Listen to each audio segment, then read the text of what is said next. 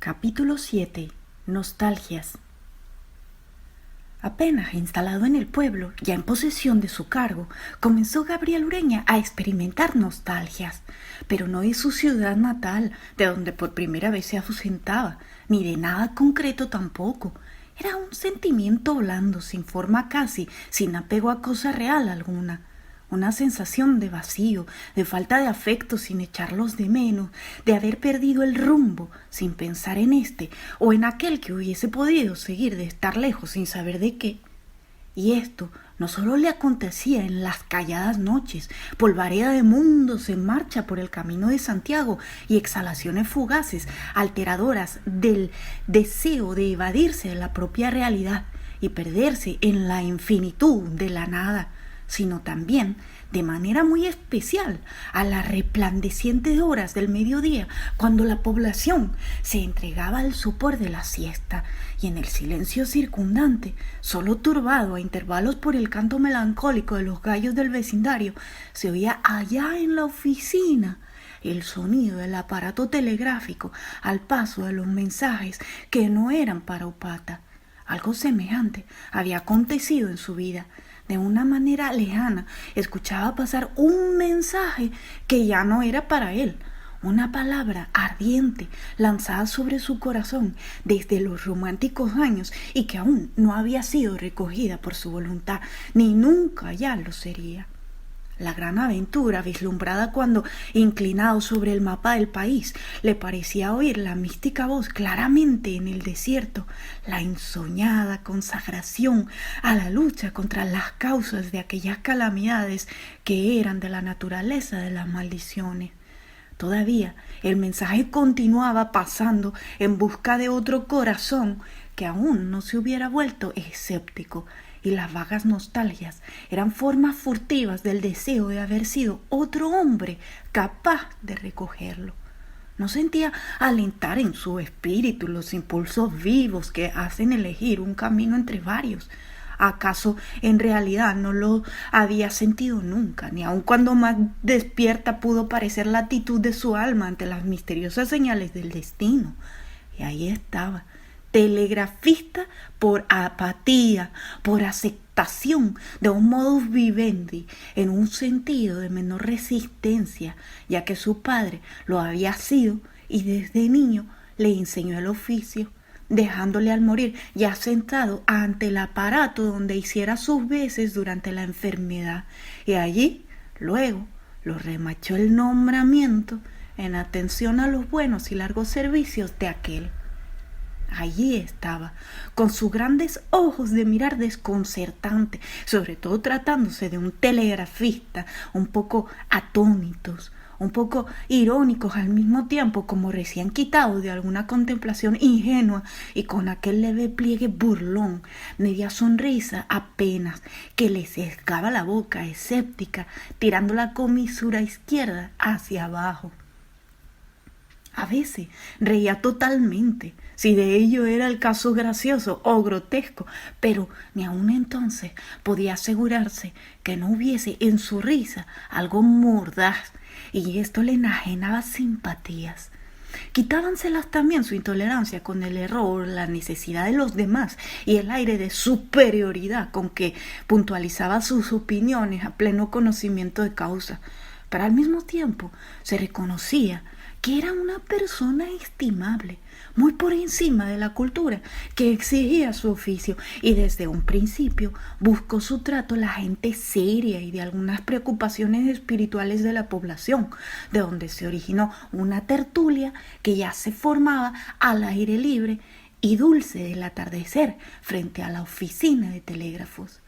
Marcos Vargas, que por momentos no sabía a qué atenerse respecto a sus sentimientos hacia él, pues tan pronto se sentía atraído como repelido, cuando este último le solía ocurría decir: nada fuera la sonrisita, pero esos ojos, decididamente, me ponen los nervios de punta.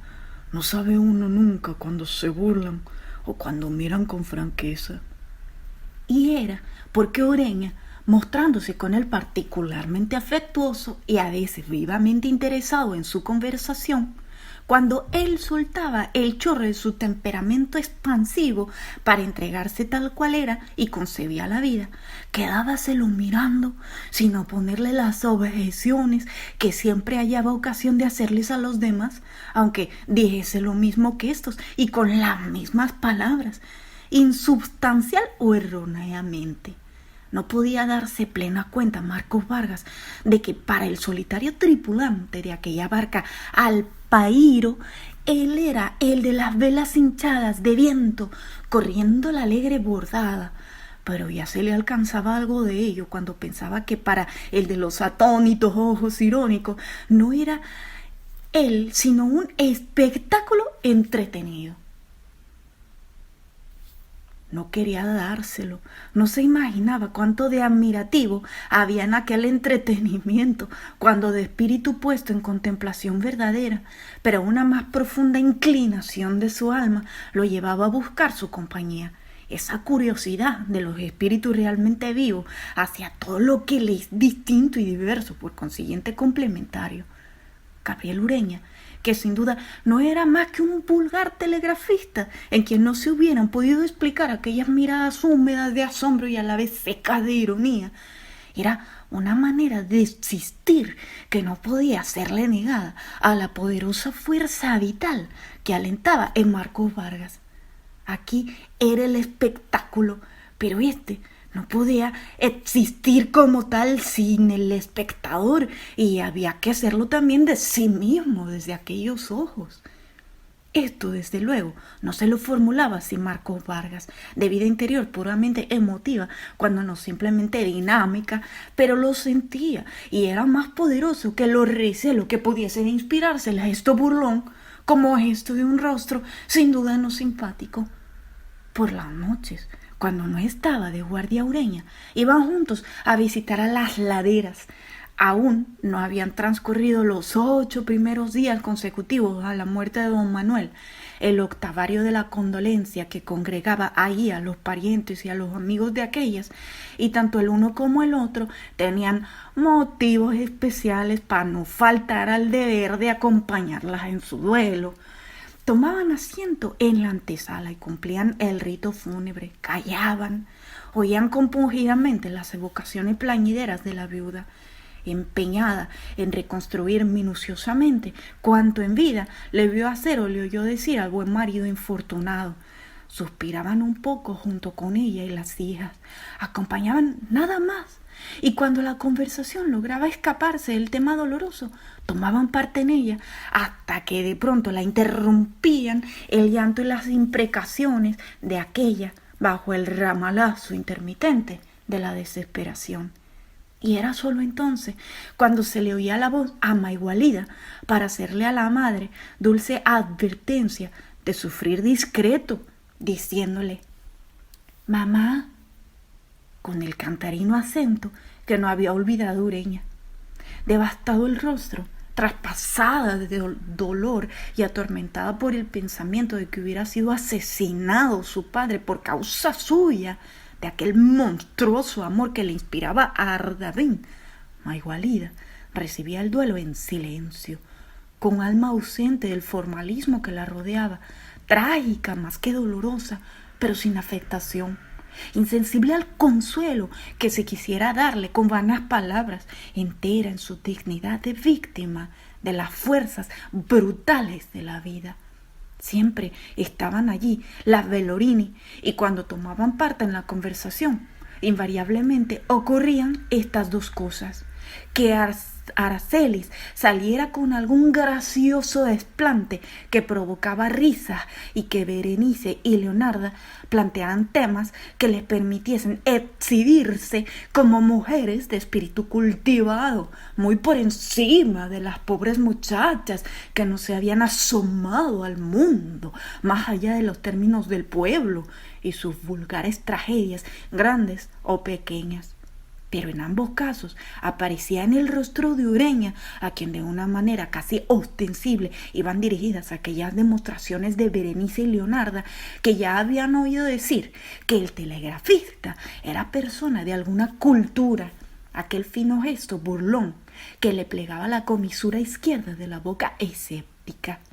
Y una noche observó Marcos Vargas que este gesto se reproducía de modo singular en el rostro de Maigualida.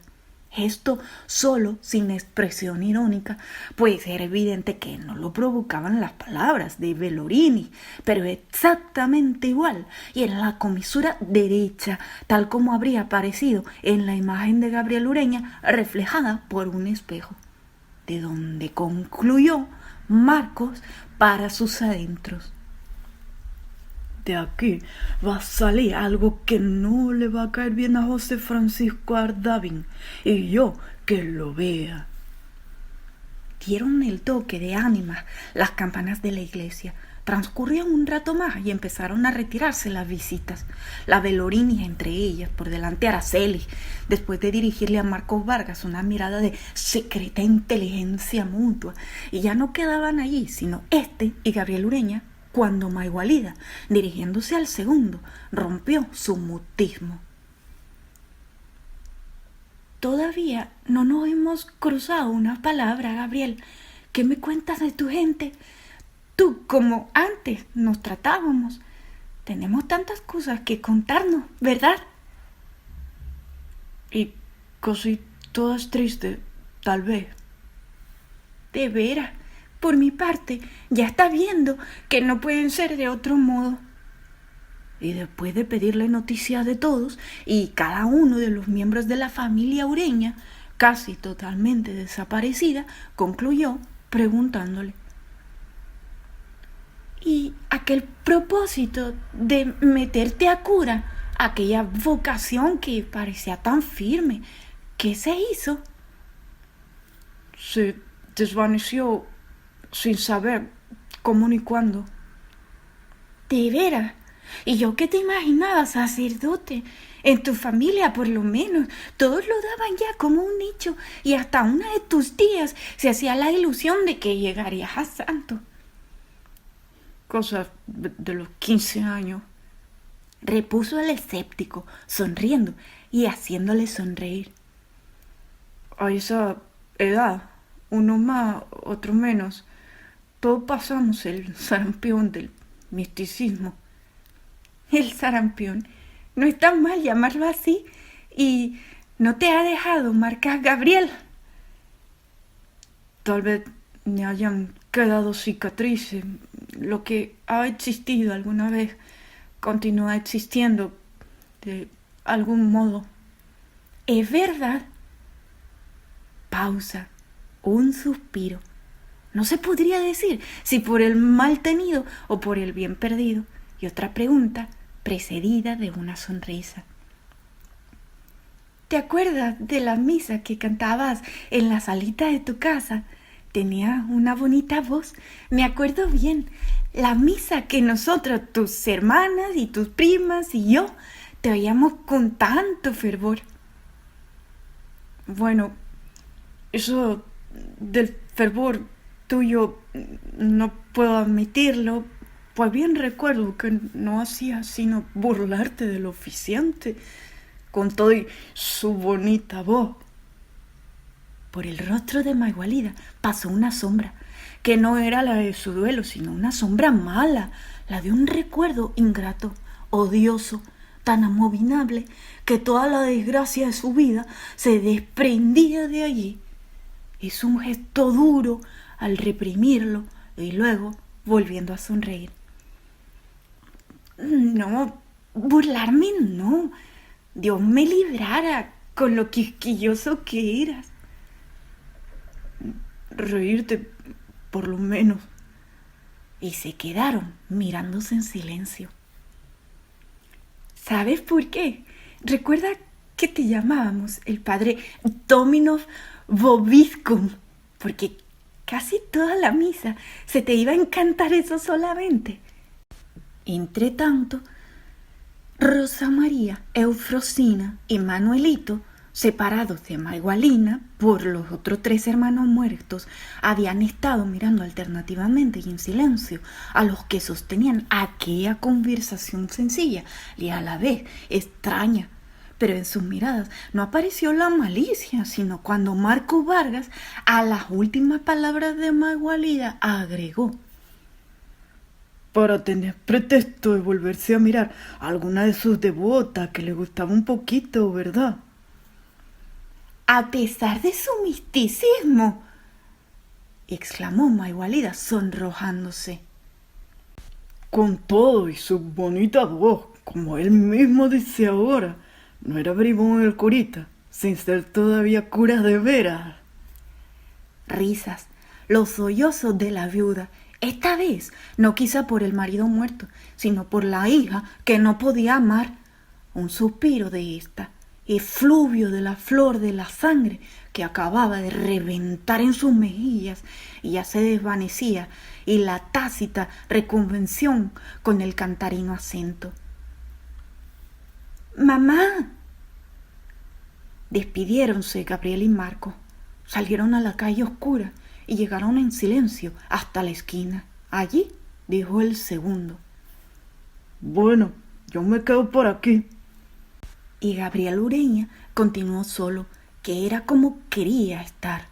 Las palabras de Maywalida lo habían hecho recordar los tristes años de su adolescencia, cuando a raíz de la muerte de su madre, pequeña flaqueza de su alma, timidez, amargura de su mal parecer, dolor de su pobreza, tomaron forma de grandes anhelos.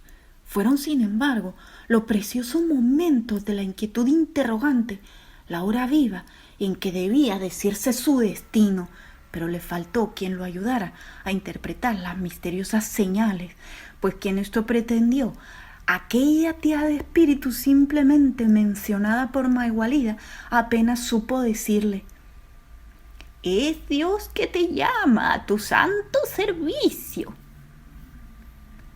Él creyó de buena fe o con toda ingenuidad y paramentó de velas ansiosas su barca iluminada para el gran viento divino.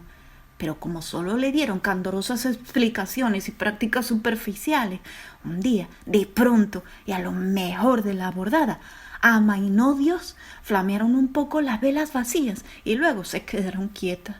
Y esto sucedió a la altura de los 18 años, sin cabo de las tormentas a la vista, una tarde serena de un día vulgar.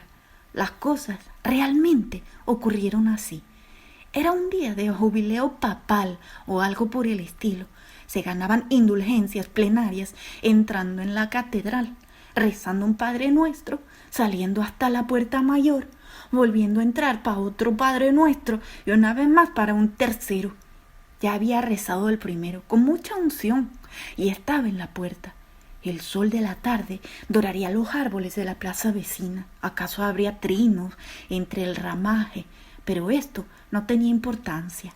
Debía penetrar de nuevo en el templo y ya lo hacía, en efecto, cuando de repente se formuló esta interrogación. ¿Esto qué es? ¿Qué estoy haciendo yo?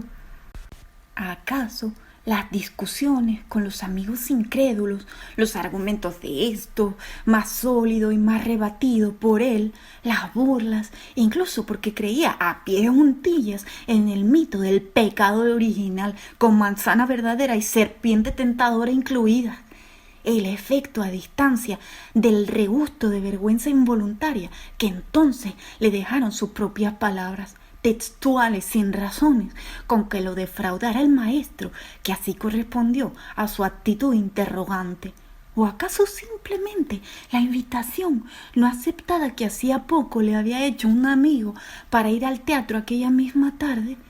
Cierto que para esa época ir al teatro era placer, que no se lo permitía su pobreza, pero de todos modos, ni en esto, ni en la manzana, estaba pensando cuando se hizo aquella pregunta, enseguida de la cual púsose el sombrero y echó a andar, calle adelante, y va sin el divino compañero, pero ya sin rumbo también, ni deseo de buscarlo por otros horizontes, porque había sido defraudado por la vida y el despecho le devastaba el corazón, y fue entonces la barca al garete, desganadas de viento las velas tendidas, sueltas las escotas.